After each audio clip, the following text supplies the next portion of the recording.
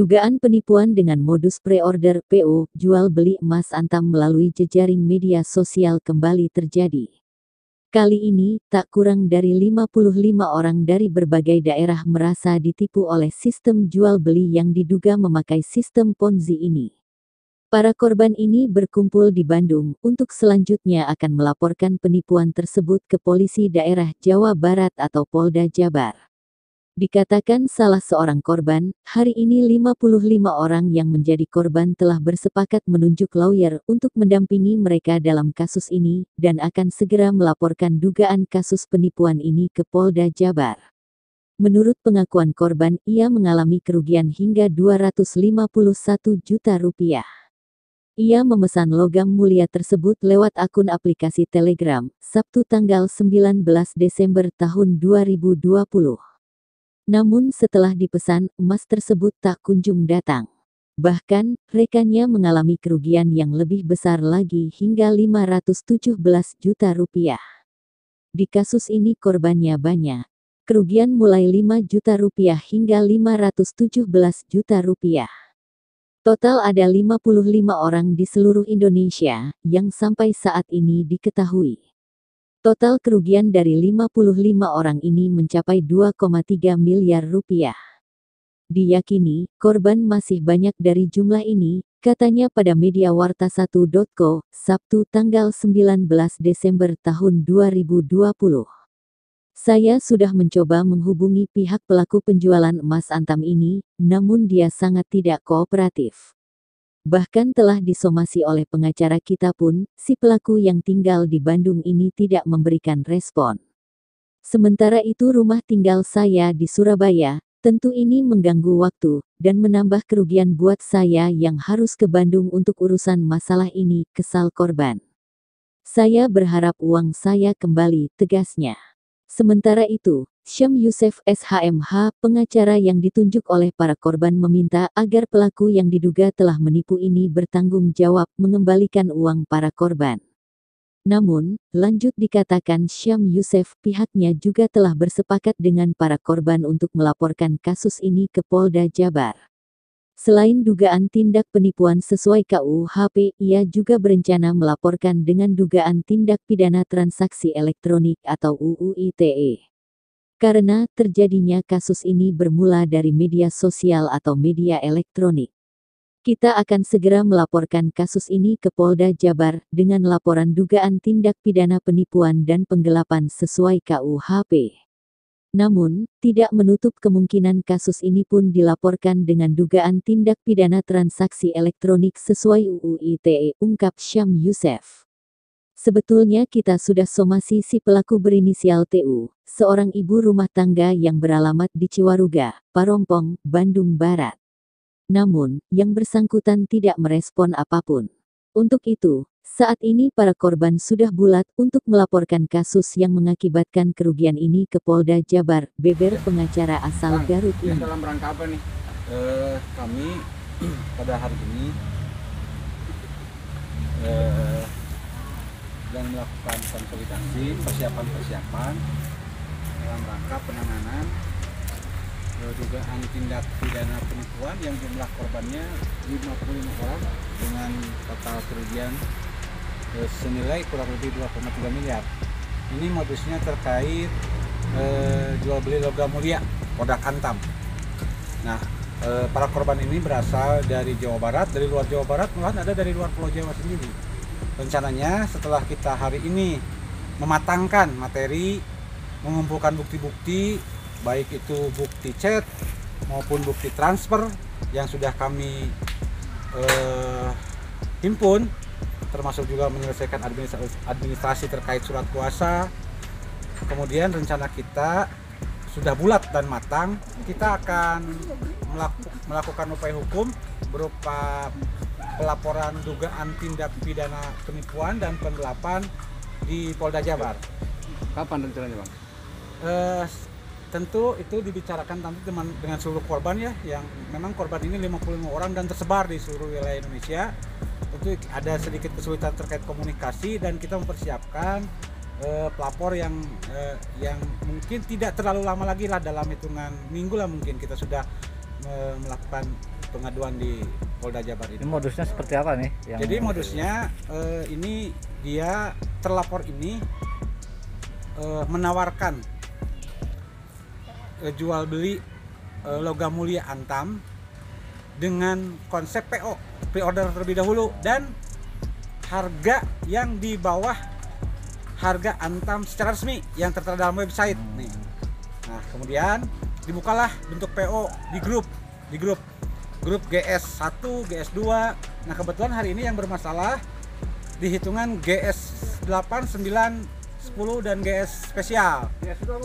GS itu good sale. Good sale artinya ini lebih dari kata-kata dari kiasan-kiasan untuk menarik minat saja.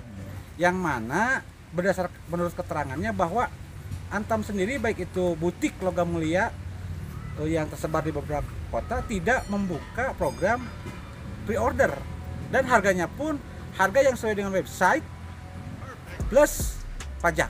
Ini berarti mengatasnamakan saja menurut Antam. Ini dia mengatasnamakan sebuah toko online karena kan modusnya melalui grup Telegram, salah satu aplikasi di media. Tapi kan ini masnya jelas ya, ada hologram atau stempel Antam. Oh iya, kalau masnya dari mana tuh kira-kira memang dapat mas Antam. Kalau Antam tidak mengakui, kita pikir bahwa si terlapor ini merupakan reseller Antam yang resmi, ataupun dia bisa mempunyai privilege. Jadi dia mempunyai diskon apabila dia setiap belanjanya minimal kalau menurut informasi 35 kilo per transaksi, itu bisa disebut reseller dan mendapat potongan. Nah, saya pikir dia itu seperti itu. Nah, tetapi kemudian setelah beberapa kali transaksi terjadi, di transaksi yang ke-8, 9, 10 kita sudah melakukan seluruh pembayarannya dengan cara transfer ke rekening, yang pada akhirnya sampai dengan hari ini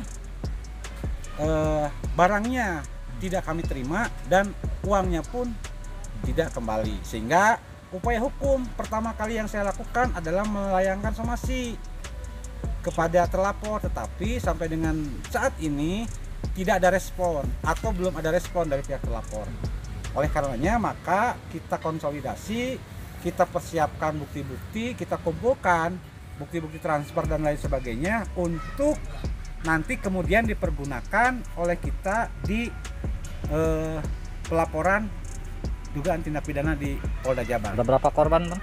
Korbannya 55 orang. Yang menguasakan itu? Ya, yang telah menguasakan kepada kami sebanyak 55 orang, dan itu tersebar nilai di kerugiannya? Nilai kerugiannya total 2,3 miliar. Nilai total kerugiannya. Ini mudah-mudahan ini menjadi juga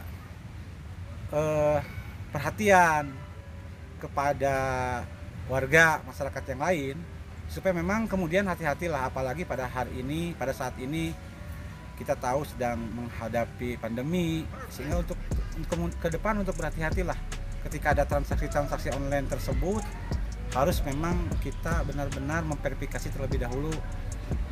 Transaksinya di online, Bang? Transaksinya kalau penawarannya melalui grup Telegram. Jadi tiap transaksinya melalui via transfer. Ada kemungkinan masuk undang-undang ITE? Transaksi elektronik. Itu yang kita rumuskan nanti kemudian dengan penyidik di Polda Jabar, karena ini karena transaksi perdagangan melalui elektronik. Tentu itu juga menjadi fokus bahasan kita hari ini. Kalau korban sangat berharap bahwa pada prinsipnya dia bisa menerima kembali, menerima kembali memang apa yang telah ia transfer atau apa yang telah ia bayarkan. Sesungguhnya seperti itu harapan minta haknya aja ya, klien-klien kami itu. Tetapi kemudian ketika tanggapannya seperti ini, karena kita somasi dan pada saat ini belum ada respon, belum ada tanggapan, tentu sebagai hak warga negara yang memiliki kedudukan sama di depan hukum, maka dengan terpaksa klien kami akan menggunakan haknya melalui pengaduan atau pelaporan dugaan tindak penipuan di Polda Jabar. Ada pesan mungkin, Bang, untuk pihak pelapor? Saya pikir saya berharap pihak terlapor kemudian akan merespon lah, dia bertanggung jawab lah, harus bertanggung jawab, dia harus mengembalikan dana-dana yang telah klien kami setorkan, karena jangan salah itu dana-dana tentu yang sangat dibutuhkan oleh klien kami, apalagi saat ini sedang menghadapi COVID seperti ini.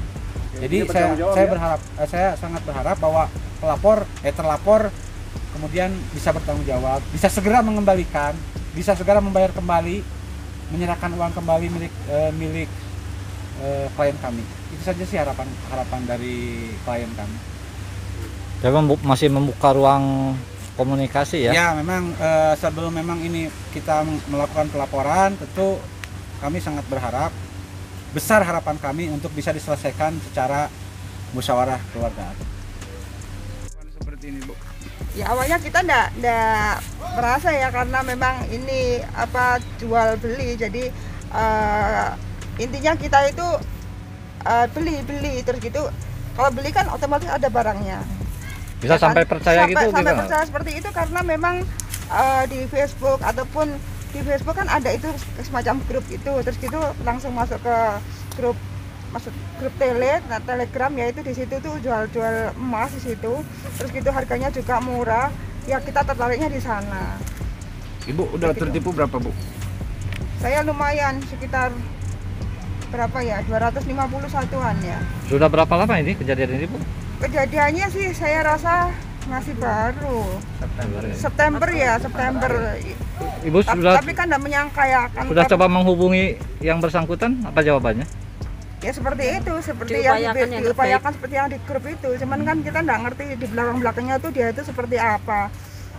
Kita kan tahunya kan beli ke hari itu. Kita sebut apa? Ibu tinggal di mana? Saya jauh di Surabaya. Di Surabaya ya. Saya menyempatkan diri untuk datang jauh-jauh karena menuntut ini. Si pelapor ini orang mana sih, Bu? Orang sini? Bandung, orang ya. Bandung ya. Awalnya juga saya tahunya Bandung. Harapan Ibu? Harapannya ya seperti teman-teman di sini semua, agar uangnya kembali, karena kita kan beli barang ya, beli barang seperti yang diiklankan, kalau nggak ada barang kembali uang gitu. Kalau nggak kembali uang gimana nih? Menempuh langkah hukum itu ya? Ya, kami akan menempuh langkah hukum dan akan bagaimana caranya agar uang itu harus kembali, karena ini memang satu-satunya yang kita yang utama lah. Bu menyesal nggak, Bu? Ya jelas menyesal. Harapannya biar masyarakat yang di luar sana yang belum agar tidak terjadi seperti kita lah. Belum terlanjur ya? Agar tidak terlanjur. Berarti kapok dong ya? Kapok, jelas Pak. kapok. Udah nggak mau lagi.